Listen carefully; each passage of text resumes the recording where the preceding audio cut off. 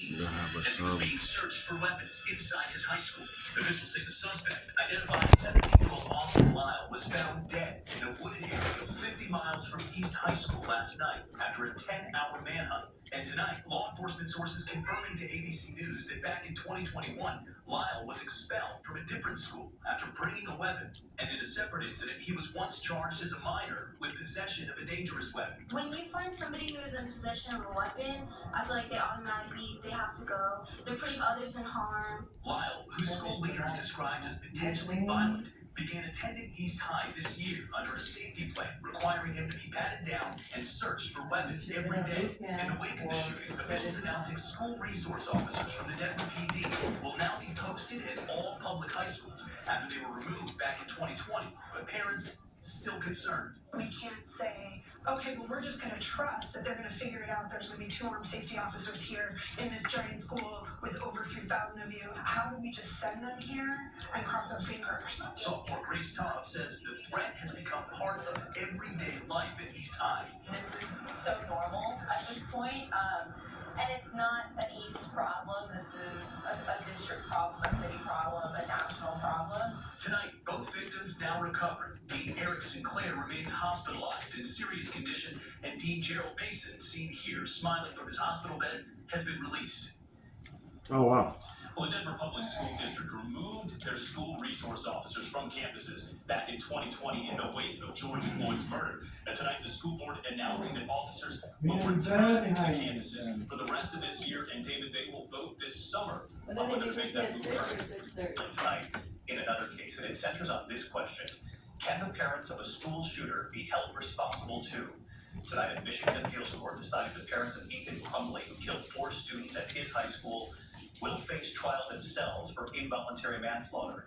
Authorities say the father bought his son the gun, and that the parents allegedly ignored real warning signs. Here's Trevor Roll on that part of the story tonight.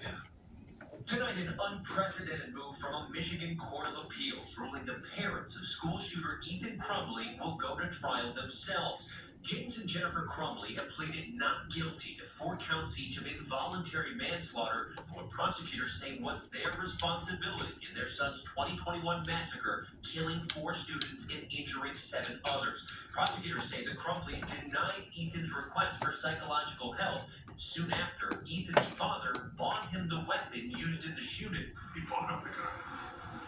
Well, and the first thing he did when he heard about the school shooting was go back home to see if the gun was there. So it certainly was on the top of his head. Prosecutors say before the shooting, Ethan's mother laughed off a report from the school saying Ethan was researching ammunition in class, and say the day of the massacre, they declined to take him home after he was caught drawing a person shot. The Crumbley's attorneys admit the parents made tremendously bad decisions, but argue they shouldn't be held personally responsible for their child's crimes. The judges noted the substantial red flags the parents allegedly ignored. They were very clear that these are things that any objective, reasonable person would have looked at and seen warning signs. And that's really the difference between just parenting and what we see in this particular case. And David, Ethan Crumbley has already pleaded guilty to all counts in this shooting, and he's facing the possibility of life in prison, but he may still be called to testify in this case, either for or against his own parents.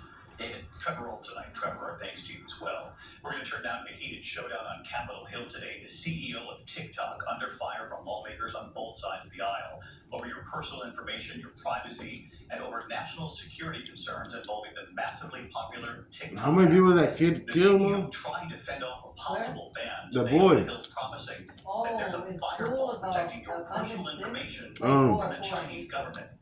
But you're shot a about to lot see the more back and before forth. he Lawmakers Oh. were not convinced. Here's our senior congressional correspondent, Rachel Scott, on the Hill tonight. Today, the CEO of TikTok swarmed by cameras on Capitol Hill. Lawmakers from both parties unloading right from the start. TikTok surveils us all. And the Chinese Communist Party is able to use this as a tool to manipulate America as a whole. Your platform should be banned. For more than 5 hours, CEO Shou Chew defended the wildly popular app and its Chinese parent company BuzzFeed.